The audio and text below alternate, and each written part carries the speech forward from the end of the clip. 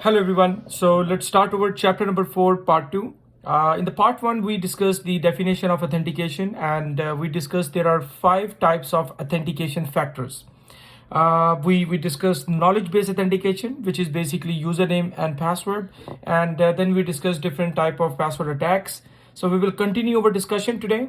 In the part 2, we will be discussing the probabilistic password cracking model, some password defense techniques, how we can avoid those password cracking attacks, and then we will discuss these 4 factors of authentication. Okay, token-based authentication, biometric, location, and action.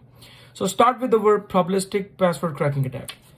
So before I give you detail about probabilistic model, the main reason or why we use these probabilistic models in password cracking, the main reason is we really want to reduce the search space. And if you remember what was search space is basically all possible passwords.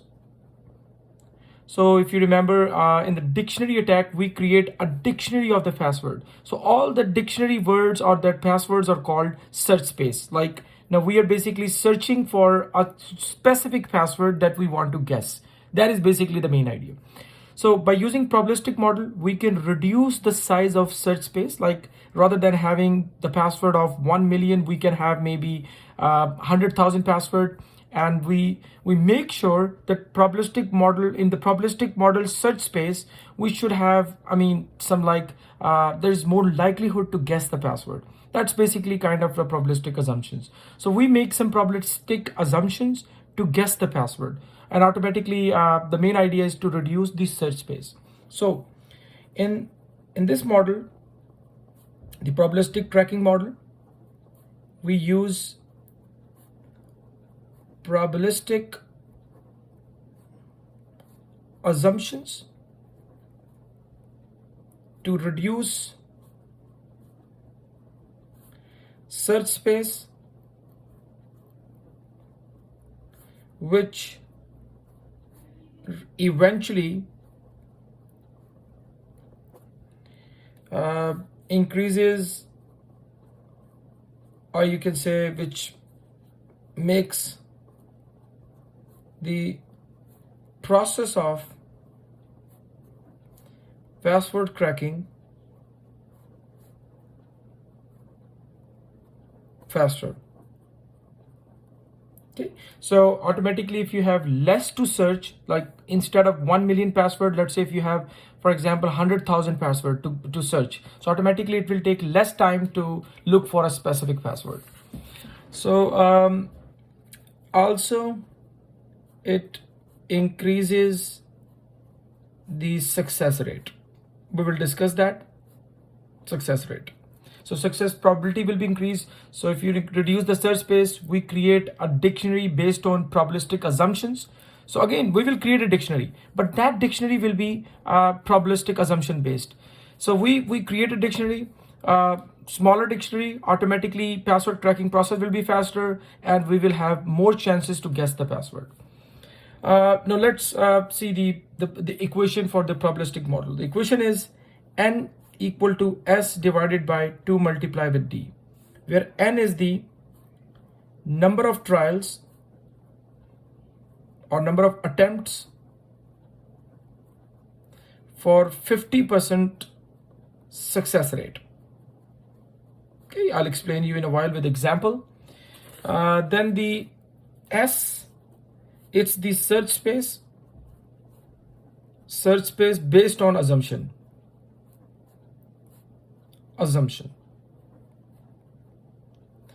Then we have d. D is basically the probability, or you can say likelihood, that password is from search space, the assumption based search space. That's the probability. So for example, now let's understand it with example how it can reduce the search space. For example, there's a luggage bag. Let's say this is a luggage bag. In order to open this luggage bag, there is, let's say, a 4-digit code. Something, for example, 1 2 3 4 0 1 2 3, something like that. That's, for example, a luggage code, for example. Now the thing is, in order to unlock this particular back, since it is 4 digits, so we need to try, like there are different 10,000 different combination, like starting from all 000 all the way to 10,000. So there might be 10,000 different tries if you go for a brute force attack model. So you need to try all these 10,000 combinations. But by using probabilistic model, let's assume that 25% of the people, their password is their birth date. Sorry. So the password is their birth date, for example, for 25% of the people. So this will become your D. It means we have 0.25 D likelihood. Like 25% people, they use birthday as a model. Now birthday could be, let's say your birthday could be January 1st. Your birthday could be, for example, February 27. That would be your password, or your birthday. I mean, all the way if you go, you will find, or you will have 366 combinations. Okay, like we have 366 days in 1 year. So your birthday might be belong to from all these 366 days. It could be January 1st, it could be 2, 3, and all the way all the months. So we will have just 6 combinations. So let's see if we go by this particular try. So how many tries? So your S is going to be 366. So let's try n equal to S is 366 divided by 2 multiply the probability or the likelihood the password is from search space 0.25. If you calculate it, n equal to 732 trials. So rather than try all these combination like 10,000 combination, now you just have to try 732 different tries, and you will be more than 50% sure the password will be from this search space. Okay, this is basically just a simple hypothetical kind of example just to make you understand how probabilistic models can reduce the search space. Okay, like rather than 10,000 combination, we just have 366 and 732 for more than 50% success rate. Now this is basically the password cracking attacks, the probabilistic model of password cracking attack. Now let's move to password defense. How we can protect our password from being attacked.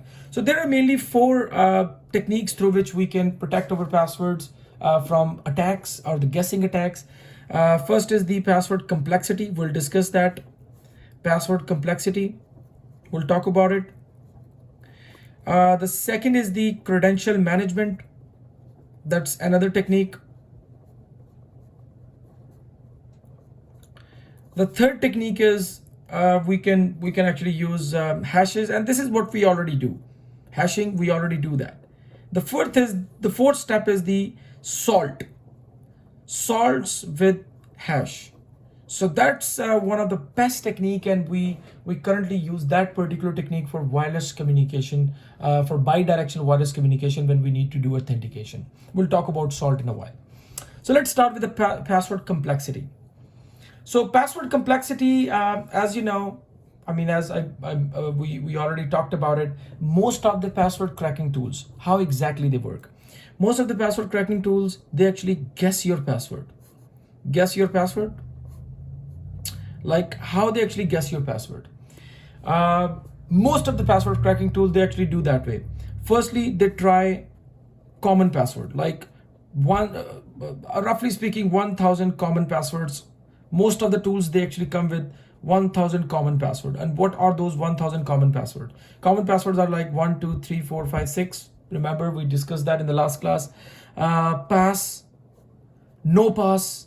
These are basically the common password. There are 1,000 different common passwords. Most of the tools, they do have they are basically pre-populated with those common password. So tools firstly try common password. If they couldn't find a combination, if they fail to find a combination, then secondly they actually use combination of your first name, last name, your family member's name. They can get this information from social networking sites. Family member's name with uppercase, lowercase, with number, and all that stuff. So the main idea, so what we have to do, so we need to make password complex. So first important thing is your password should be long enough So it cannot be easily guessed. Long enough, and it should be at least up to 14 characters, 14 and onwards, 14 characters and on. You have to choose uppercase, some lowercase, some special characters, like make it like slightly hard to guess. That's basically how we can make password complex. Another very important thing is don't use, and that's in most of these secure networks, they enforce this policy. Don't use your first and last name in the password. Okay, so your password should be complex enough, so it should be hard for the guessing tools to guess your password. Second is the credential management. Credential management play a very important role to avoid the password tracking attacks.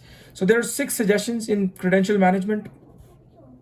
6 credential management schemes. The first is we have to make our system physically secure. So physical security is very important.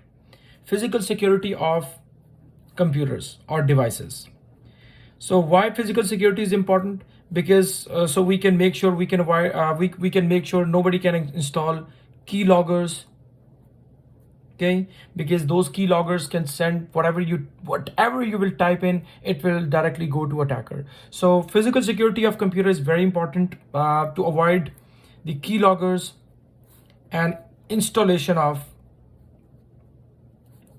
malware. Okay, so firstly, physical security. Number 2, we need to actually choose different and difficult passwords for all accounts, for all of online accounts. So don't use the same password for all the accounts. So always use different and difficult password for all of your online account. Okay. Now the problem is how we can remember the different and difficult passwords. So don't use or write down passwords on like sticky note or on paper, and write down the password on a piece of paper and put it in a drawer. It's not basically safe. So don't write down your passwords on papers or sticky note, but use password management tools. In our class assignment number 4, I'll introduce you one password management tool. There are many tools which you can actually use, like LastPass, KeePass. There are many tools like that. So use those password management tool to store your passwords, digitally store your password. Number 4 is periodically change your password. You need to actually define a life of your password, like after 6 months, or let's say after 3 months, you have to change all the password. So periodically change your password, and don't use the old passwords, because if you have anything static, it's kind of a vulnerability. Then don't allow all websites to create cookies on your computer. Okay, just allow a few websites which you use the most, like your bank website, maybe Hotmail, Gmail, the most trustworthy website. Number 6, don't enter password using public Wi-Fi, especially including your school Wi-Fi. So don't use that. If you want to access your bank account and other stuff, so don't use your school Wi-Fi or maybe your library Wi-Fi or public Wi-Fi. Okay, so that's very important to manage your credentials. Next is the hashing. We are already familiar with the hashing, like passwords are not stored in plain text form even in your personal computer. Passwords are always stored in the form of hash. Okay, like in Microsoft Windows. In Microsoft Windows, they use an algorithm called NTLM to store your password, which is basically close to MD5 to store your password. So please remember, passwords are not stored in plain text form. Same goes for the website as well. Most of the website, they also store your password in hash plus encrypt those hash as well, like just to make it double secure. We already talked about it. So hashing with salt, it's kind of a unique idea, but not only unique, it makes the guessing attack almost impossible. So as you know, in guessing attack, attackers, they steal your hash file from your computer. Let's say this file is stored in your computer. They actually steal this hash file and then guess the password. Just make dictionary and all that stuff. By using hashing with salt, it will make almost impossible for them to crack the password. How? So for example, let's say this is your password, Alice. So for example, Alice is my password. I'm not going to calculate the hash directly of this my password. So what I'm going to do is I will actually concatenate Alice with a random number. I'll use a random number generator to create a random number each time. Both sender and receiver, they should have this random number generator. So by using random number generator, you can get salt, or you can call it random nonce. Okay, nonce or salt. So now, for example, salt is, let's say, randomly generate a number. It came with, let's say, X hashtag, let's say 123. So now what will happen? We will concatenate it. So the password will become Alice X hashtag 123. Now we will calculate the hash of this password now after adding a salt or a random number. Now it will something, something complex 25127 DDF something, whatever the hash value is. Now if anybody get this hash value, for example, they can get the password. But the actual, for example, they got this, but actual password is still not that. It is basically addition of a random number within the password. So this is the beauty of hashing with salt, when we add a random number along with the password. Now, both the sender and receiver, they use the same random number. So both the sender and receiver use the same random number generator to calculate the same salt. Okay, they have to be synchronized because each time it will generate a new random number. Both have to be synchronized so they can come up with the same random number each time. Okay, so that's the and again, if you use salt with random number, it becomes always impossible to discover the password.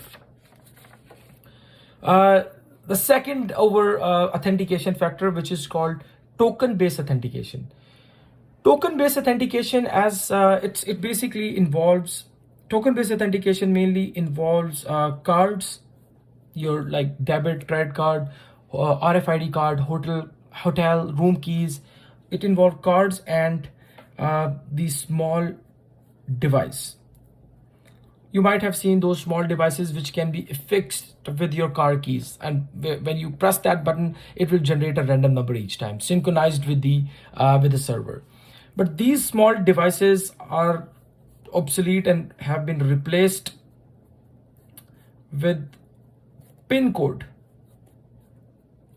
that can be received on cell phone or via email. Okay, so these small devices have been approximately, roughly speaking, they have been replaced. Nobody use that because everybody carries a cell phone. So like these small, there's no point to distribute these small devices to your employees when the server can send a PIN code or random number over your cell phone, because it's the same stuff, in fact. So now it's exactly the same way, like we mainly use these token-based authentication as a multi-factor authentication. The biggest advantage of these token-based authentication is these tokens, like cards and your cell phone, they cannot be forged and hard to share. Like for example, if anybody has your cell phone, you know that who borrow your cell phone, who borrow your card, maybe, you know that. But the flip side is DOS attack is still possible. Like you can lose your cell phone or the card maybe, or for example, the card could be damaged. So DOS attack is still possible with the token-based authentication. Now these tokens can be of two types. There are two types of token. Token can be passive, which is also known as static, or a token could be active, which is also known as dynamic. So static token are basically the tokens which store data, or you can say credentials, permanently. So tokens which store the data permanently, or you can say, and usually it remains static or same throughout the life of the token. Okay, so these tokens are called static tokens. So whatever is written on those tokens will remain same, will never get changed. Examples, for example, we have the debit cards, we have the credit cards. These are the examples of your passive tokens. Active tokens, they are dynamic. They use the different password for each session. So different passwords, or you can say credentials or pins, different pins for each session. For each session, you have the different password. We can call them OTP, one-time password.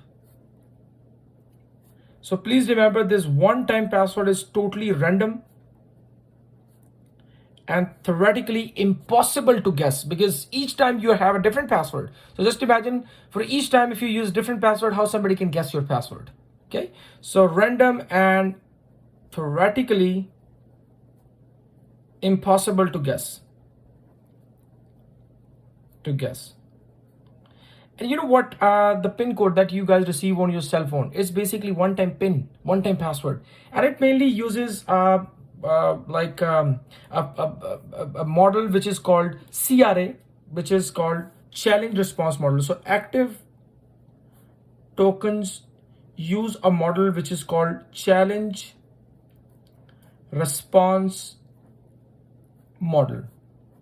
So this challenge response model is basically the one we use on our cell phone. Okay, CRA. Like whenever you guys receive a pin code on your cell phone, let's say for example this is our GGC web server, or GGC, let's say D2L, GGC D2L, you want to access D2L. So user will enter his username and password. So this is you, and you will enter your username and password, and this combination go here. So what happens, the servers send you a pin code on your cell phone, or they actually call you, whatever the process is. I'm using a pin code. So let's say they actually send you a pin code over your cell phone. Now you have to send that pin code back to them in order to get authentication, because they are verifying you through your cell phone or through the pin code, like whether you have that token with you or not, and that token is your cell phone. Okay, so after username and password, system send you a pin code, and they're expecting the same pin code from you. This is basically called multi-factor authentication, like knowledge base plus the token, where they're expecting you have that token if you are the real person. This particular pin code, has a relationship with your password. It has a relationship with your password, in fact, and again, each time it is random, but there is a connection with the password. Okay, let me explain you how this this process actually go through, because this model, or this authentication model, is based on CRA, challenge response authentication. So let me show you how exactly it works. So for example, let's say this is our user. Let me make it more simple. Let's just use the username rather than the password. For example, let's say we have a user Alice, and let's say this is our authentication server. Alice, she wants to access this particular resource. Let's say this is the resource which she wants to access. Okay, and we are just using the token-based authentication, for example. So what will happen? Alice, she has username is Alice, for example. Base secret of Alice is, let's say, 123. That's the base secret. So this base secret is also known to server. Server manages the list of username and the base secret, or you can call it password, for all the legitimate user, including Alice. Alice, she also has a hash function. Server, they do have a hash function. But the problem with Alice is, because of the low cost, Alice, she doesn't, she cannot afford a random number generator on her side. Like, it could be your cell phone, where if we use a random number, it will drain out your battery. So now how Alice will be authenticated? By using just the token, not username and password, for example. Now what will happen? Firstly, Alice will send her user ID to server. So server will receive Alice user ID, which is Alice. Now what will happen? The first step is the server, what it will do, they will generate a random number. They will generate a random number by using random number generator. Like, after they receive the username from Alice, they will generate, this is the first step. Second step is they will generate a random number which is called challenge. So they will calculate challenge and forward that particular challenge to Alice.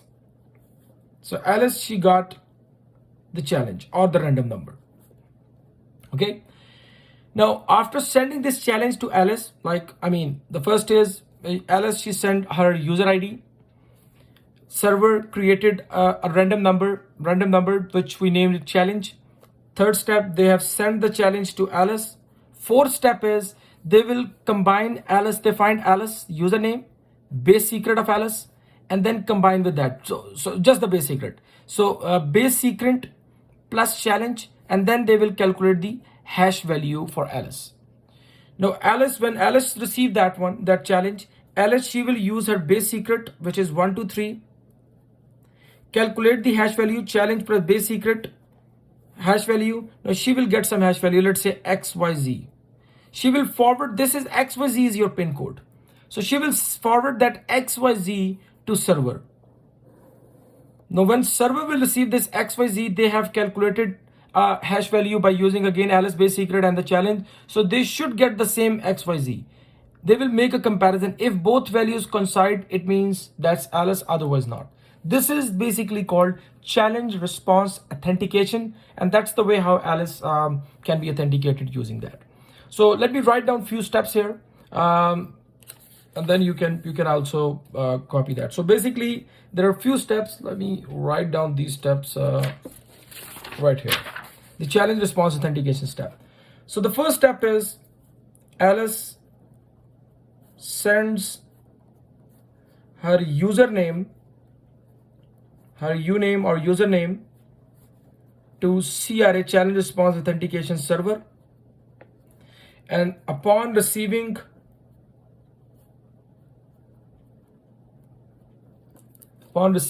Alice username, server will do two things. Server will generate challenge, which is basically a random number, and sends to Alice. Then use Alice base secret password plus challenge to calculate response. And response, what is response? Response is basically hash value. Okay. When Alice, she will receive that, when she will receive it, she will use as base secret plus challenge sent by the server, calculate the hash value, send this hash value to server, and they will make a comparison. If both values coincide, then Alice will be given access, otherwise not. So that's basically what the challenge response based authentication, how exactly it works. Pros and cons, as we already talked about. This challenge response authentication mainly involves one-time password, one-time PIN. So this one-time password are basically event-based. Event-based mean there is basically they are time sensitive. So after a specific amount of time, this one-time password will be expired. Then you have to get another challenge from the server. So practically speaking, if we involve a token, so hacker has to hack password plus this one-time password, which is time sensitive, and you have to be very careful about it. If time expires, then what will happen? You have to guess another one-time password. So no hacker has to hack these two things, which is practically not that easy. But still, as I mentioned, the problems like people can make a clone. People can make a clone of the cards. They can borrow your cell phone or the cards. They can still borrow cards or cell phone to get that pin code. Still there is a problem. Other than that, still we have the problems of DOS attack, like you can lose the card, or you can actually lose your cell phone or forgot your cell phone at home. For example, if you forgot your cell phone at your home, do you think you can access GGC or D2L on campus? So these are some still problem with the token based authentication. Next is the biometric based authentication. As the name suggests, biometric based authentication is basically a process of verifying the user's identity using their unique attributes. And what are those unique attributes? Everybody has different fingerprints. We can use their retina eye scan. We can authenticate user through their voice, which is called speaker recognition. Alexa and all that stuff, they work in that way. Other than that, we can do the face recognition as well. Okay, these are some of the unique attributes through which user can be authenticated. Now, it's a very misconception. Some people, they believe biometric based authentication is awesome, like nobody can trick that, but that's not true. In biometric based authentication, let's understand the process. So for example, let's take example of fingerprints. So in fingerprint authentication, there are basically, we need two devices. First is we need a machine which can extract features. Like for example, fingerprint or eye or whatever it is. So we need a machine that can extract your feature. Then on the other side, we again have the biometric database. In that database, we have your biometric. For example, let's say your fingerprints. So fingerprints are basically like something like that, these fingerprints. You think exactly the same fingerprints are stored? No, that's impossible. We cannot store these we can save images, that's fine. We can take a picture of image and just put the image on the saved image. We can do that. But most of the digital databases, they actually store, the digital content, like line by line. You can calculate the mathematical equation. Let's say this is X, this is Y, this is Z, this is, for example, K. So equation is going to be X, comma, Y, comma, Z, comma, K. And that's basically stored in your database. For example, it could be, let's say 1010 and something like that. Now, the thing is, whenever you put your finger on the feature extraction machine, they will actually again transmit X, Y, Z, K. If there is a guy who's sniffing your conversation between biometric database and the feature extraction machine, they can store that X, Y, Z, and K, and then they can replay them. Exactly the same problem. Like the one we have with the username and password, like these should go in an encrypted form. That's what it is. Like it is again as vulnerable as any other scheme. But the benefit is that, or the plus point is that, if this feature extraction machine and database, if they are co-located, or for example in close proximity, there is no wireless channel, a very short distance, like close proximity, then of course it is the best scheme. Okay, so if the feature extraction machine and the biometric database are co-located or in close proximity,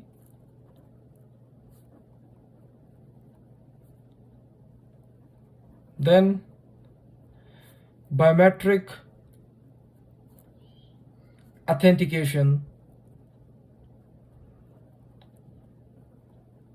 is the best authentication scheme.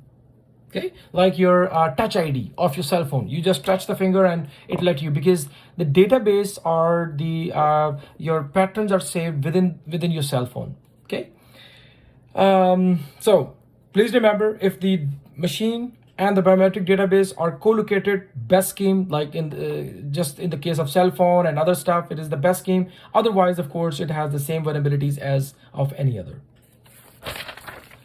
Location-based authentication is basically a passive type of authentication. Why we'll call it passive? Because we don't use it primary mode of primary mode of authentication. We use as a secondary mode of authentication. Like user, they put their username and password. After they put username and password, when this combination goes to server typically store your IP addresses, like IP address of your home. They know your work IP address, like typically through which you log into server. They remember this IP addresses. Okay, they commonly use IP addresses, and through IP addresses they can find your geolocation. Okay, and for example, if they detect a different IP address, even though you're putting the same username and password, if they detect a different location, like this combination came from a different location, then they will send you alert to user, or they can actually ask you some security question, maybe security question like please, like which was, whatever the security questions are there. So location-based authentication are basically passive authentication factor.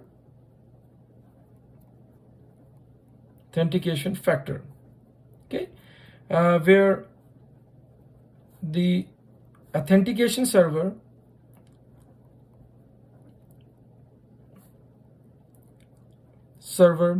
uses the IP addresses to perform, or you can say to identify the user. Okay, so that's basically the location-based authentication. These location-based authentication models, they use geolocation, sometimes the geolocation maps as well. Like they get the information from, for example, Facebook and all that stuff sometime, and they're interconnected. Let me just give you an example of that. Let's say this is your computer, and you are, for example, at your home. So let's say you are at your home connected with Facebook. Okay, this is your computer connected, and you're using Facebook, for example. This is your access point, and you're using internet.